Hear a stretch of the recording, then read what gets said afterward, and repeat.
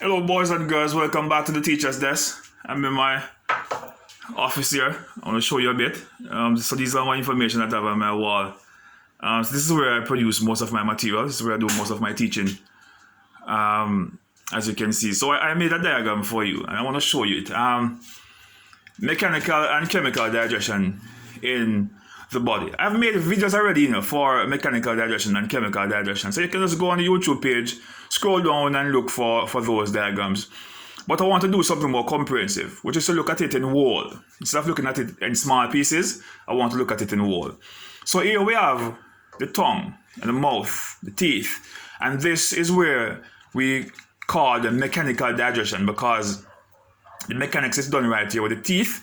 32 teeth, the 4 different types of teeth. We have the canine, the incisors, the premolar, and the molar.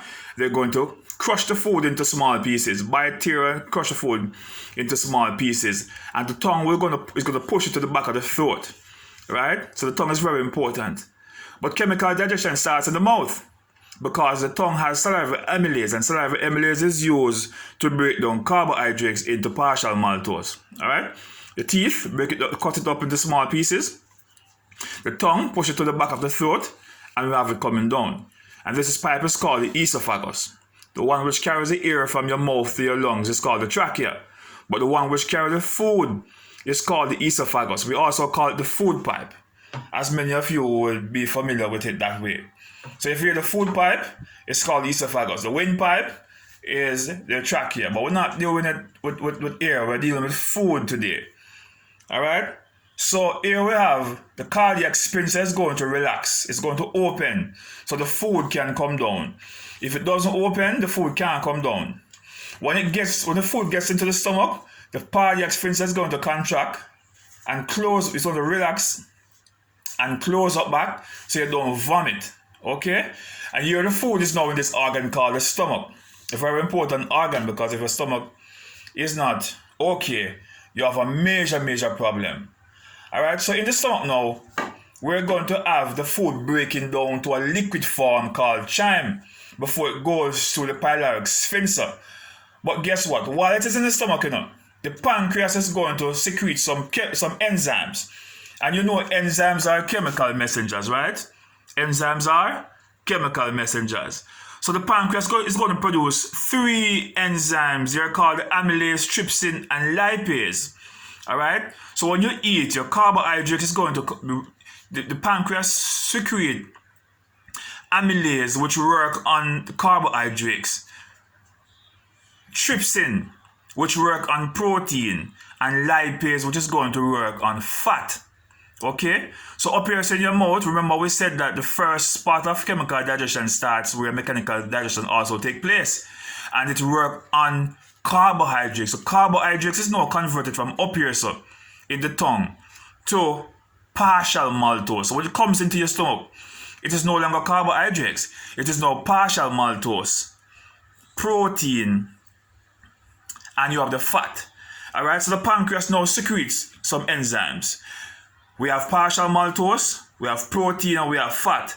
But guess what? The pancreas secretes amylase, and the amylase is going to convert the partial maltose into fully maltose. So it's no longer partial maltose, it's now fully maltose.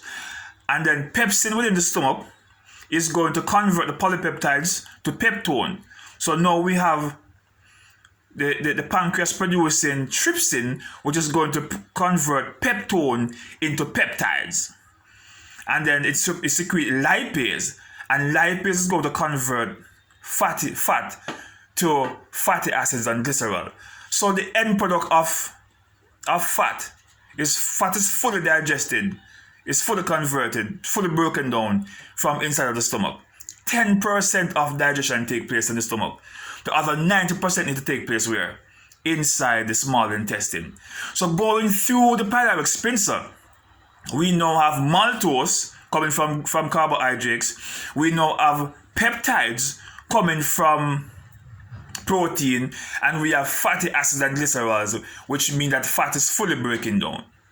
The pancreas does all of that. Remember, the pancreas works for both digestion in the stomach, and the pancreas also works with the liver. But we're not doing that now. We're looking at the pancreas function in digestion. So coming in here, in the small intestine, we have the duodenum. There are three parts of the small intestines: the duodenum, jejunum, and the ileum. In the ileum is where absorption takes place. But before the absorption takes place, the food need to fully break down. And so remember, we said we have maltase, peptidase, fatty acid and glycerols. We need to convert the maltase and the peptides now. So guess what? The intestinal juice produced are maltase and peptidase. The small intestines also produce enzymes, which is used to break down food. So the partial maltose, breaking down to maltose, is now going to convert to glucose inside the small intestines. The protein breaking down as polypeptides to peptides is going to convert now to amino acid. Right? And remember, we have already concluded that fat already breaking down to fatty acids and glycerols from inside of the stomach. So the absorption is going to take place inside of the ileum. This is where the food, the nutrients is going to move from inside your small intestines directly into your blood. And the blood will take it to the various parts of your body. The undigested food, the part of the food which was not broken down to be used for your body, is going to go to the large intestine, and the large intestine is going to take that undigested food to your rectum through your anus as waste. Okay? So that's the journey of the chemical and the mechanical digestion which takes place in the body.